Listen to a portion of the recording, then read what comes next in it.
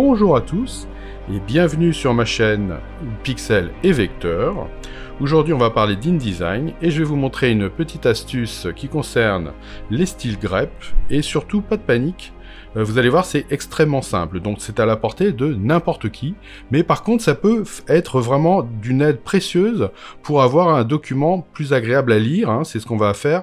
On va dire qu'on va pouvoir améliorer l'aspect du gris typographique. Alors je vous montre tout de suite, ne passons pas par trop de détours. Voilà, pour l'instant mon texte est en fait conditionné par un style qui s'appelle titre Optima. Parfait. Donc la première des choses que j'aimerais faire, c'est de jamais avoir ce genre de choses-là. Hein, c'est horrible, hein, veuve ou orphelin, quoi qu'il en soit, c'est très moche, j'en veux pas. Donc on va modifier déjà le style pour déjà ne pas avoir cette chose horrible. Ça n'est pas véritablement l'astuce dont je vais vous parler, mais déjà il faut le faire. Je viens dans les options de style, et là, dans les options d'enchaînement, je vais lui dire que je ne veux pas avoir une seule ligne toute seule. Je veux avoir, au minimum, 2 lignes au début, 2 lignes à la fin. Donc vous voyez que, automatiquement, maintenant, je me retrouve avec un texte qui n'aura jamais une seule ligne à la fin et une seule ligne au début. Donc déjà, ça, c'est beaucoup mieux. Mais, voilà, ce qui arrive assez souvent, c'est ce genre de choses-là. Alors, vous voyez, je vais faire ça. Voilà. Et je me retrouve avec d'accord 2 lignes, mais en réalité, j'ai une deuxième ligne qui se résume à 2, 4, 6, il y a quoi 2, 4, 6, 8 lettres. Voilà, 8 caractères. Et ça, c'est quand même pas très beau. J'aimerais bien pouvoir avoir quand même plus de caractères. Eh bien, éventuellement, ça sera possible de pouvoir l'automatiser. On pourrait évidemment le faire à la main, mais moi, l'idée, ce serait de l'automatiser. Évidemment, il faudra peut-être vérifier quand même après votre grille typographique, mais enfin, déjà, vous allez voir que ça va vous aider énormément. Et donc, pour ça, on va utiliser, à l'intérieur de notre style de paragraphe, on va utiliser un peu de grep. Alors, pour ça, la première chose que je vais faire, c'est que je vais créer un nouveau style de caractère.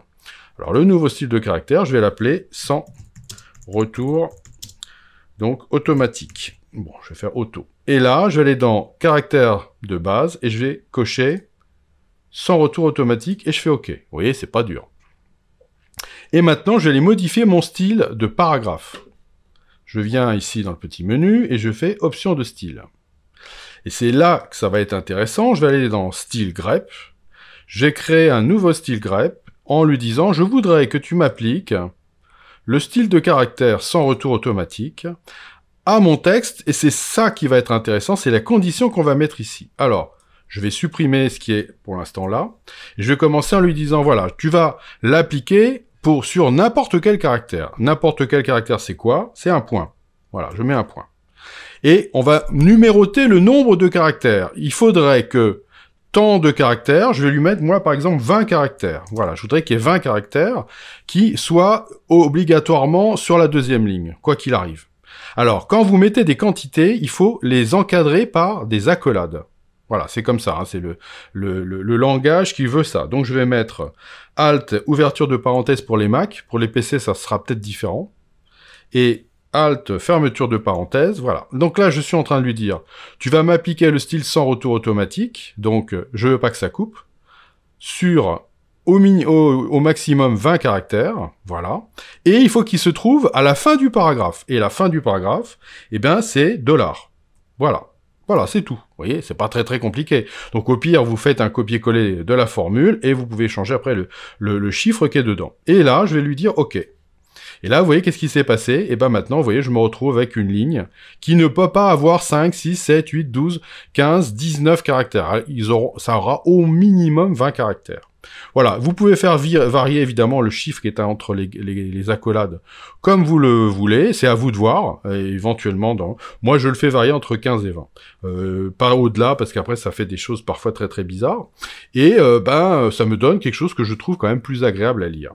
Voilà, donc après, libre à vous évidemment de pouvoir faire tout ce que vous voulez. La seule chose que vous aurez à faire, ça sera de revenir modifier en faisant une option de style, en retournant ici dans le style grep, en allant sélectionner votre style ici, et en venant ici, et en changeant le chiffre qui est là. Voilà.